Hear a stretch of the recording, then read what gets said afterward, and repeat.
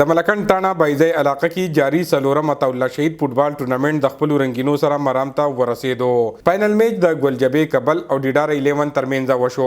د میچ وړاندې هاف کې دوه ټیمانو په یو بل سختي نیوکې وکړې او یو ټیم هم ګول کولو کې بریالي نشو.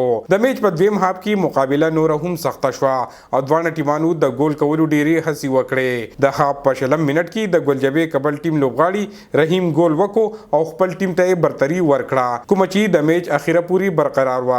عطاالله شهید فوټبال ټورنمنټ کې د ملکن ډیویژن د مختلفو ضلعو نه 50 ټیمانو برخه اخیستې وه او تر 2 میاشتو پورې مقابلې روانې وې. عطاالله شهید فوټبال ټورنمنټ مونږه کال په کال د کالج په ګراوند په تاڼه کې مون منعقد کوو. د تفریح لپاره مونږ د کال په کال د میله لګو که په خپل مدد اپ کې تیز لګا دا ټورنمنټ شروع کړی او داسې کامیاب ټورنمنټ وشو د خیره او موږ وایو چې یاره زموږ سره د حکومت د طرفه هم داسې دغه وشي چې داسې پروګرامونه انعقاد کوي.